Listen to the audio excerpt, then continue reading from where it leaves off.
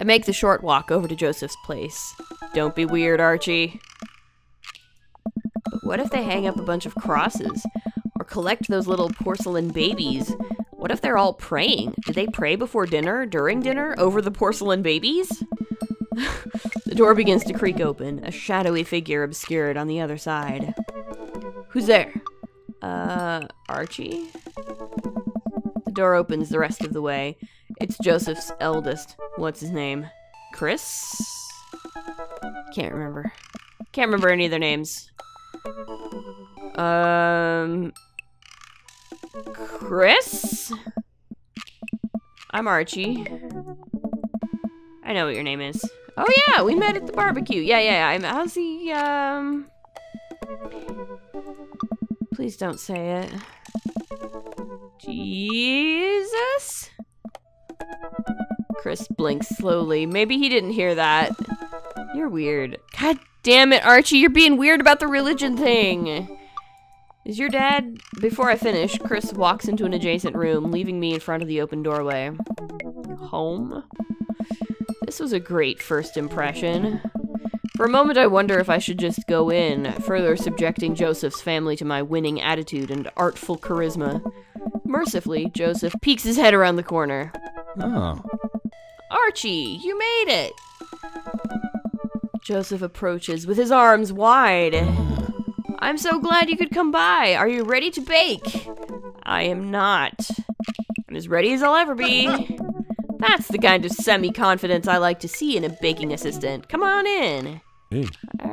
All right. Joseph leads me into a bright, spacious home full of nautical knickknacks. This isn't what I imagined at all. It's actually pretty charming. Hey.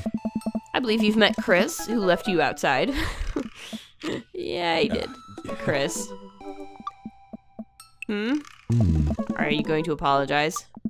Oh, right. Sorry.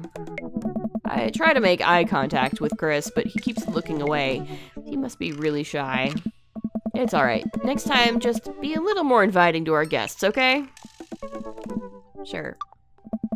Chris seems to relish the chance to escape the conversation and quickly vanishes into his room. Joseph turns to me apologetically. Don't take it personally. Chris likes to keep to himself. I mean, we didn't start off on the best foot in the world. Plus, being the eldest in a big family can't be easy. We try to cut him a little slack where we can. Ah, and here are the twins. Christian, Christy. Say hello to Archie. Hello, Father. Hello, Archie. Kids, come on. Dial it back on the creepy twin shtick. Creepy twin shtick? Yeah, I'm not gonna... I don't want to egg them on. Creepy children, and especially creepy twins, are not my thing, so let's just go to the baking thing. Yeah, maybe it's better if I don't shift the power dynamic of the creepy nightmare twins. Are you guys gonna help us bake? We don't want to bake. Oh. Well, okay, what do you want to do? We have to perform surgery. Guys, we've been over this. Please stop cutting open your toys. Hey. Christian and Christy run out of the room, giggling.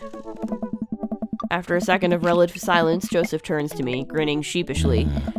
You ever have more than one kid, Archie? Nope. You should try it.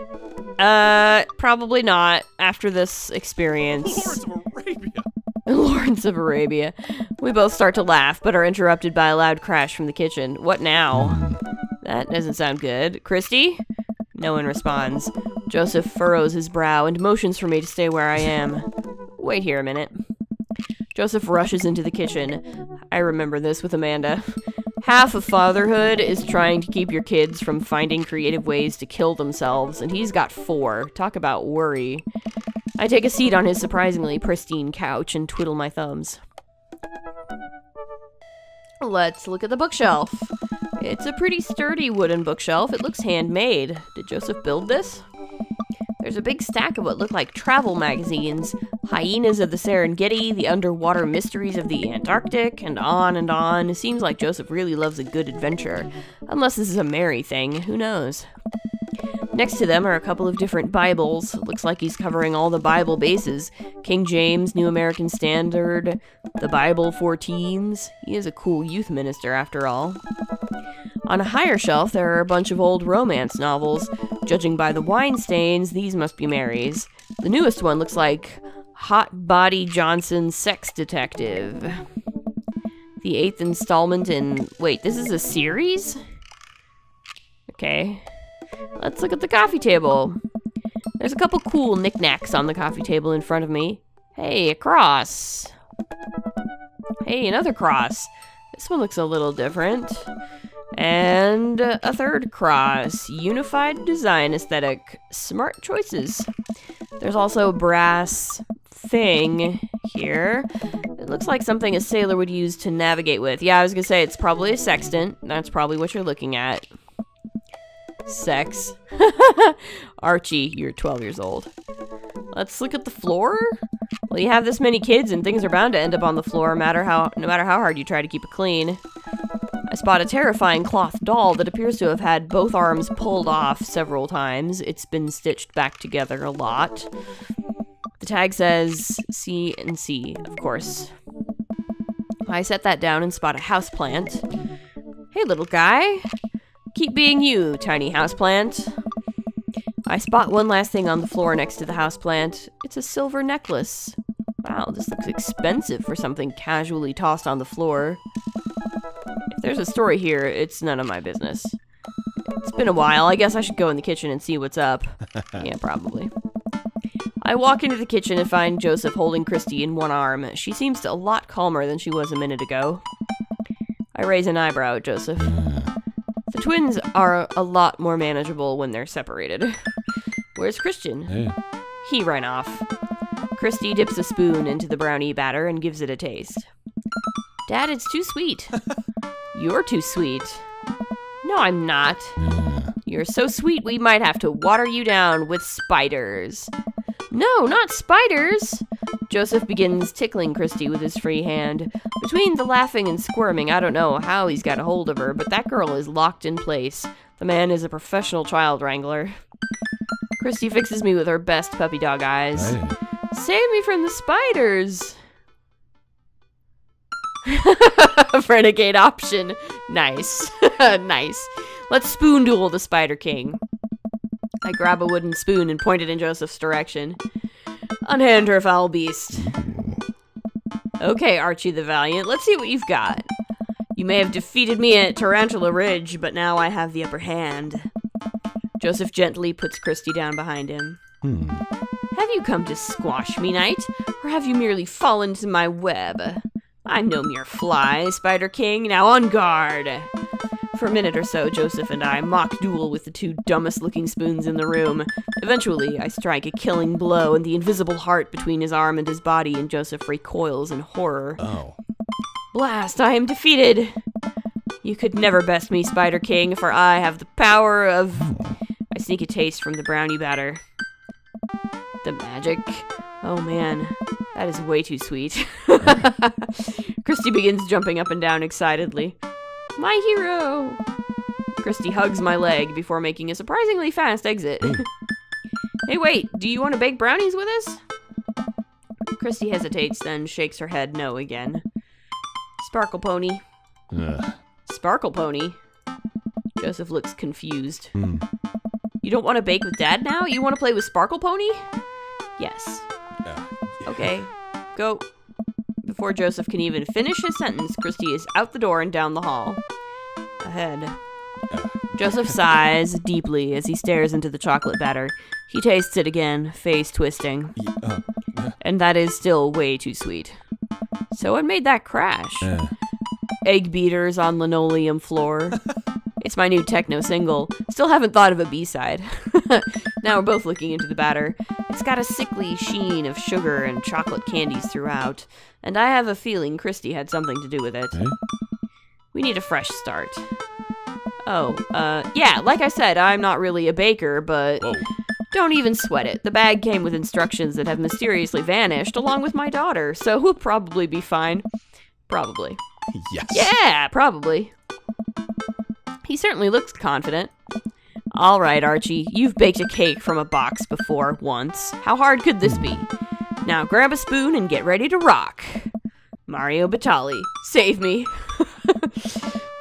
Joseph and I set to work, cracking the eggs and mixing the things and then pouring the things according to how we assumed the back of the box would tell us to. Things go according to plan, and soon enough we have a solid batch of brownies. Hey. Phew. Wait. Joseph has a little dot of batter on his nose. Wow, Archie, way to use those dad skills. I bet you've baked a few box mixes in your time. His nose. Joseph. Oh. All we have to do is bring these to the bake sale, and voila, duty done. Oh. Now, help me find Christy. Keep your eye out for a pony that sparkles. Joseph, hold still. What? Thumb in position, and got it! Hey. Joseph's eyes go wide as I gently wipe the chocolate off his nose. Is he blushing? Okay. Oh, thanks! No problem. In less than a second, I've licked the batter off my finger. It's really good batter. We should find Christy. Yes, we should. Do that, Archie. Joseph quickly composes himself. Oh my. Oh. Alright, she can't be far. You take the delta position and I'll watch your 6. Do you even know what that means? Yeah. Alpha Tango Sparkle. Roger, roger. Joseph starts making his way down the hall and calls back to me. Take the brownies and the rest of the stuff I baked earlier today while I get Christy. We'll meet you out by the car. Oh. Joseph, Christy, and I arrive at the church parking lot to find fold-out tables and pop-up tents already set up. Looks like the bake sale is already in full swing. Wow, this place is packed. Is this packed? There are a few people milling around. Must be a value pack. If you can count a city's population on your fingers and toes, this counts as packed. Point. Christy rockets out of the car and into the lot. Is she running on jet fuel? I want to sell brownies. Oh. Okay, let's get set up. I want to see Mom. Hey. She's down by the other row of tables, helping out with another group. Want to go over there and tell her I said hi? Mom! Christy zips off immediately. Joseph seems unconcerned. Does she always run that fast? Wow. Yeah, and I can only catch her half the time. These knees aren't what they used to be. I remember when Amanda was her age. I couldn't get her to sit still for 5 seconds. Oh. Yep, great age to deal with. Aren't they all? Yeah. While Christy's gone, Joseph and I arrange all of our baked goods on the table and settle in. So, are we allowed to eat any of our own goods? Look, if I don't see nothing, I don't say nothing. The man upstairs has strong feelings about snitches. Does he actually? Hey. Joseph shrugs. He eats a brownie. It looks like some of the other stalls are selling drinks, little handmade crafts, and other sweets. Whoa, someone brought a soft serve ice cream machine. I gesture to it. How are we supposed to compete with that? Please, this isn't my first time to the rodeo. The bake sale rodeo. Okay, there's actually no rodeo here. It's just a bake sale. Oh. I think you and I put together can make one pretty convincing argument for these brownies, don't you? Oh yeah. We high five. If you bake it, they will come. Hey. It's not long before we have our first customers. Hey, it's Matt and Hey, yeah. Hi, Carmen Cita. Yeah, Carmen Cita. She's adorable. Yeah, great to see you guys out here. Hey. Happy to support a good cause. Plus, as the owner and proprietor of the Coffee Spoon, an establishment that specializes in baked goods, I have to scope out the competition. Joseph leans close to me. Oh.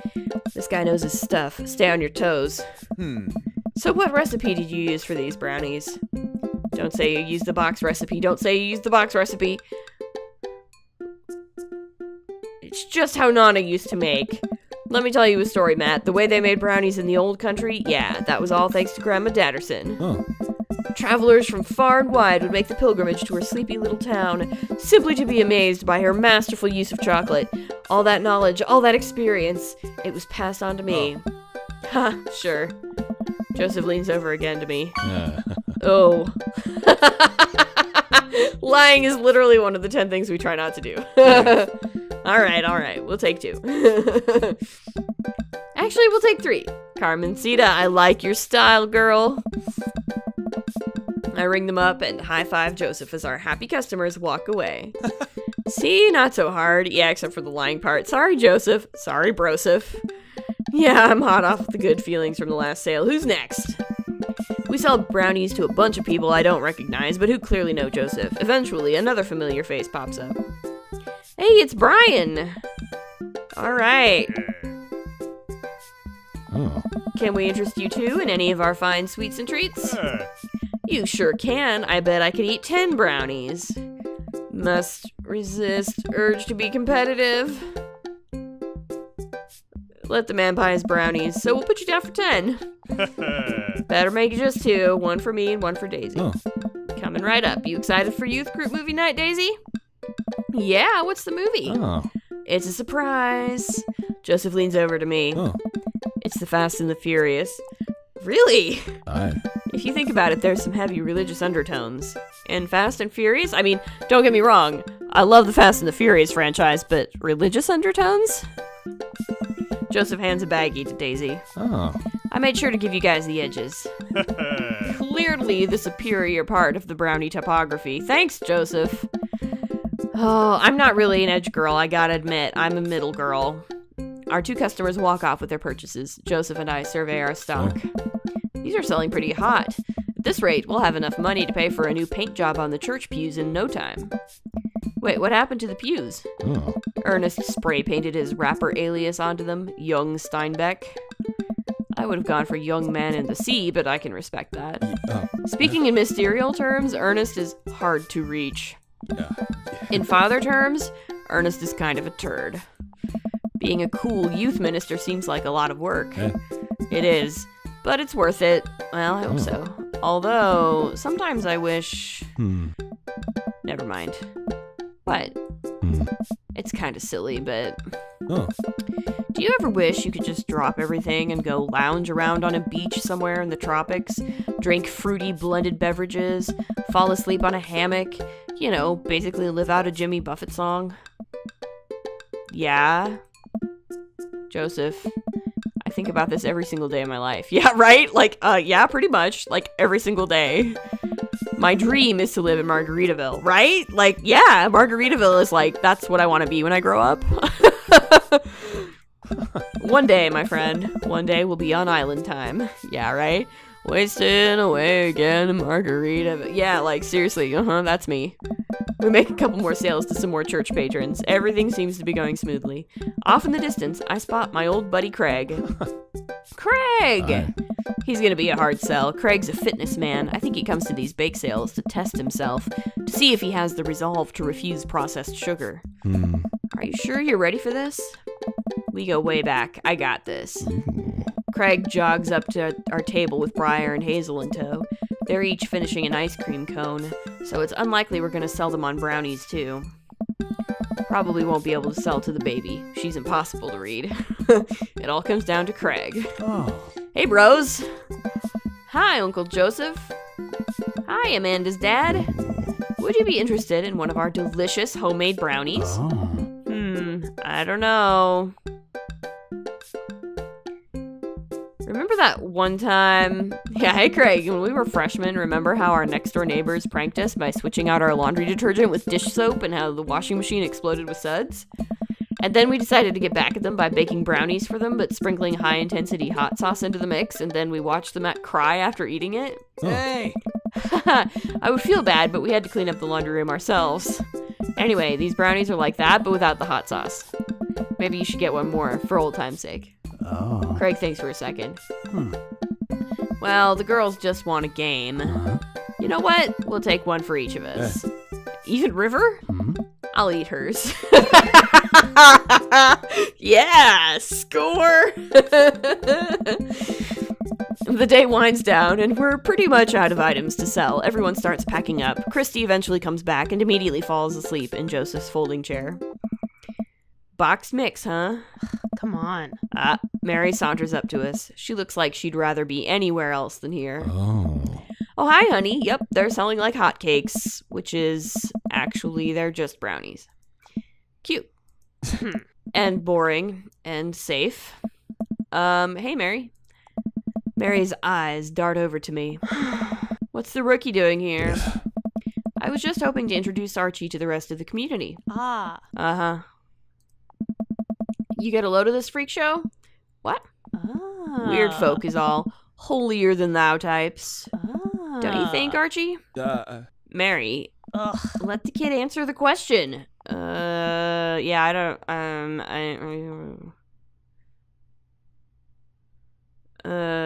no, I mean, they seem nice. They all seem like they're really excited to help out the church. That's pretty cool, I guess. Mary, can we talk about this later? I don't know if I want to get in the middle of this. Ooh, am I embarrassing you in front of your new friend? Joseph doesn't respond, trying his hardest to keep his cool. Yeah.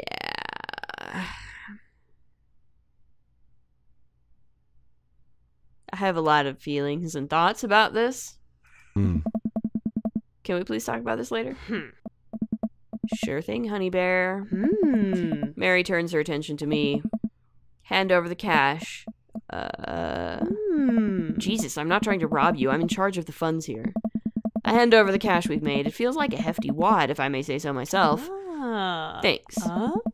Now give me your wallet. What? Hey. Give me your wallet. You think this church is gonna fix itself? Oh. Mary. Hey. I'm kidding. Sorry, I'll work on the whole pretending to be happy thing. Mary leans in and whispers to me. Ah. He's really good at it. Oh boy. Mary walks off without saying goodbye. Yeesh. Yeesh is right. I mean, Joseph is kind of making me go yeesh too, because yeah. I'm really sorry about that. Are you okay? She really likes pushing your buttons, huh? Joseph shrugs. No marriage is perfect, I guess, but this is not, like, okay. There's an imperfect, right, like, yeah, okay, you're right, no marriage is perfect, but also, your marriage is kind of effed up. Like, I'm sorry, but your marriage is kind of effed up. I don't feel like either of you is particularly happy in this marriage, to be perfectly honest. So yeah. You ready to head out? Joseph and I load the folding tables back into my car. Christy nods off the moment Joseph straps her into the car seat. Oh, yeah. I drop Joseph off in front of his house. A small yawn sneaks out of me. Oh. Looks like I tuckered you out, huh? I'm a sleepy dad. I think I might finally be crashing from all the sugar. Oh. Ha, I won't keep you up then. Ooh. Thanks for helping out today. Happy to do it. Also happy to eat brownies. Well, next time I promise we'll do something a bit more exciting and a bit less free labor. And I'm very sorry about the whole thing with Mary. You shouldn't have had to see that. It's fine, really. Yeah, okay. Yeah. I know, but first hangout domestic problems aren't a good look. You barely know me. Hey. Let me make it up to you next time. It won't be Margaritaville, but we'll do something fun. Promise. I smile. I'd like that. Hey. Oh, and one last thing. Joseph tosses a cling-wrapped brownie through the window. It hits me in the face, but I'm able to catch it. It's the last one. You earned it. Joseph, please don't leave me alone with this brownie. Nope, too late. I'm already walking away. But, bye! Joseph walks up to his home. He waves at me before carrying Christy inside. Well, looks like it's just you and me, brownie. I'm just gonna eat it. I force the brownie down my gullet, knowing full well that this will be my undoing. I will feel this later. I step inside to find Amanda doing homework on the couch. Hey, Father Unit. Hi, child that I'm required by law to care for. How's homework? It's really fun and educational. Really? How long have you known me for? Right. How was the bake sale? Good. I think I really could have made a good life for myself as a brownie salesman. Glad to hear it. So what? Were there any extra brownies? Or did you maybe sneak one? Or... Sorry, kiddo, no dice. I feel immediate shame. Yeah, I probably should have saved that. Sorry, Amanda. Actually, I don't know if it's shame or just nausea from all the brownie, but it could be both. Yeah, it's probably a little of both. Sorry, Amanda. I probably should have saved that for you. That's okay. I still love you, right? You still love me, right? Hey, if you're not going to bed anytime soon, would you be game for some real shark hunters of Orange County? I thought the last hunter got eaten by a shark. He did. I sit down next to her and cozy up with a blanket. Awesome. All right, sure.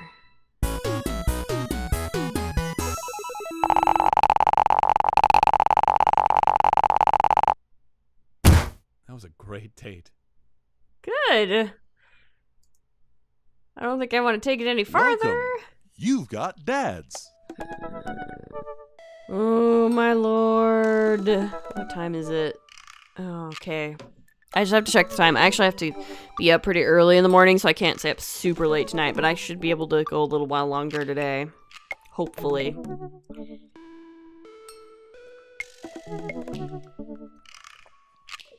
Alright, so I've gone on one date with everybody.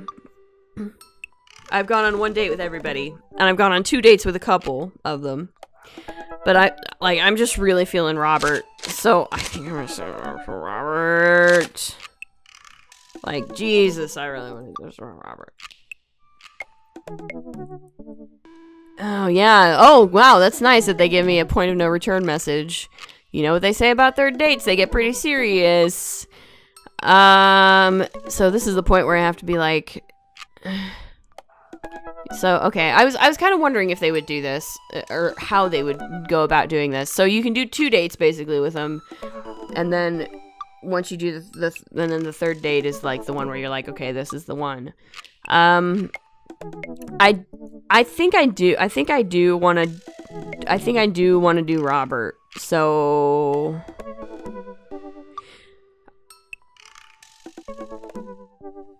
I think just for purposes of this playthrough, I'm gonna do this, and then like next time I'll be a little more thorough and go on 2 dates with everybody. Because, yeah, I feel like this is the one. So I'm gonna do it. I'm going for it.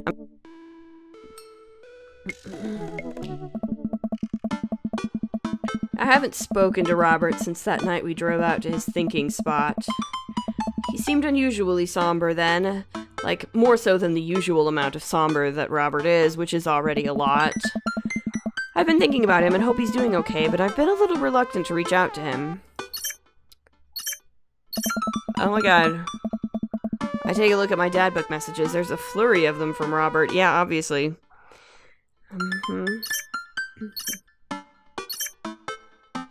Also me, but mostly you. Why?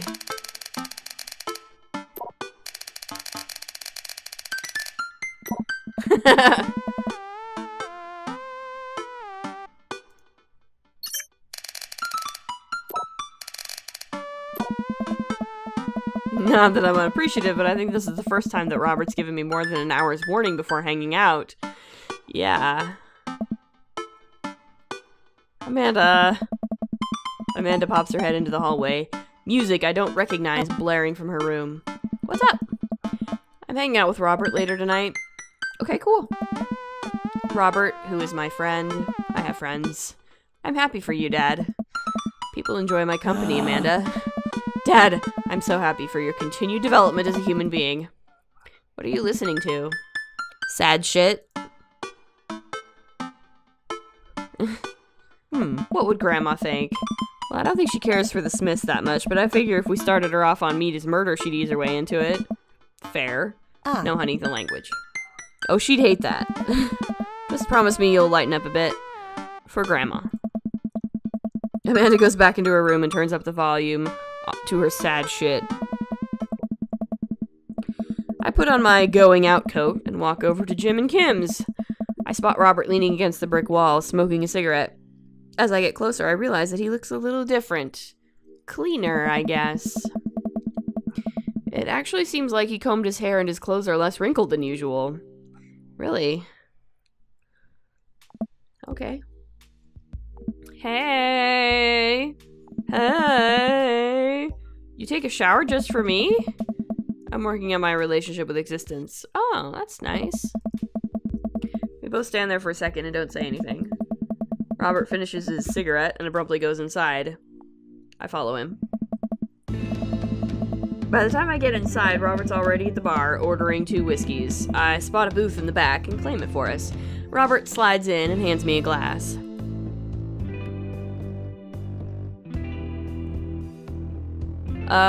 To us. Here's to us, and all the property damage and petty larceny that we may commit tonight. We clink whiskeys and I watch him sip his, rather than his traditional approach of slamming the whiskey back as quickly as possible. So what's the plan for tonight? Hit some other bars, maybe grab some pizza. I think that'll kill some time before we go burn down that old abandoned house in the woods. It's definitely not as fun if it's abandoned. Mary pops over the back of the booth, a glass of wine in her hand. She punches Robert in the shoulder. Where's my phone call? Sorry. Figured you were busy sinking your teeth into some poor sap. I am. He's right here. I look around the booth to see a guy sitting across from her. He waves meekly. You replacing me with the new kid? Mary, I could never replace you, whether I wanted to or not. Mary leaves her booth and slides in next to Robert. The guy she was sitting with looks mildly relieved. She eyes Robert's clean-pressed clothes up and down suspiciously. What, do you got a court date coming up? He looks handsome. Yeah, I think he cleans up nicely. Pump the brakes, kid. Aw. Seriously, though, what's up with you? Robert stares down at his drink, suddenly looking serious. It's Pappy. Doctors say it's cirrhosis of the liver. I told that old bag of bones to quit it with the sauce, but it's all he's ever known, especially since Ma's gone. That's why I invited you out tonight. Just didn't want to be alone. Oh, come on. Archie, don't be an asshole. You know the one thing Robert doesn't joke around about is his Pappy. Whoops. They're giving him 2 months. I gotta help him straighten out his affairs. Robert, I'm so sorry. Robert takes a long look at his whiskey, eyeing it in the dim glow of the bar's lights. I look at his life, then I look at mine, and I know history's just doomed to repeat itself. Oh my god. I'm just kidding. He's retired with his new girlfriend in Acapulco. They watch the sunset every night, probably screw like donkeys. Wait, aren't rabbits the ones who screw a lot? Oh, sorry, didn't realize you were an expert on which animals screw a lot. Please stop saying the word screw. Robert finishes his drink and slides it away from him. He gets up out of the booth. Me and Archie are gonna hit the bricks. You coming with? Mary casts one last glance at the sad sap she's been hunting and downs the rest of her wine in one gulp. This place is dead anyways. So you seriously gonna be third wheel again? We exit the bar and find the typically empty street filled with a small crowd of people. At the front is a guy with a really deliberate attitude and bad posture. He carries a lantern that he shines up at his face for dramatic effect. What's going on? Looks like it's one of those walking ghost tours. They do that in this part of town all the time. I've always wanted to do one of those. You know all the stories are fake, right? Pretty much all of my stories are fake. This is research. Robert makes a beeline towards the back of the group. He turns around when he notices that I'm not following him. Come on. We can't just crash it, can we? Don't be such a square, Archie. Just act like you belong. Robert sidles up to the tour group. I reluctantly fall into step behind him. Well, here goes nothing. Oh my god, it's Quinn. Hey, it was in this place in 1694 that the most infamous witch trials were held. To date, we do not know if the people burned at the stake were actually witches, but it is widely reported that their ghosts still haunt this hapless dive bar to this very day. It was actually 1692. What? And the site was over by the coffee shop down the road. I'm sorry, who are you? Daniel McSturgis, ghost historian. And this is my colleague, Dr.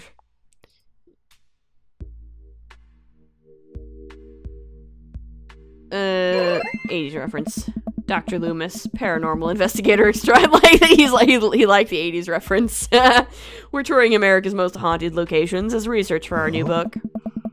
You may have seen our guest cameo on Paranormal House Hunters Extreme Edition.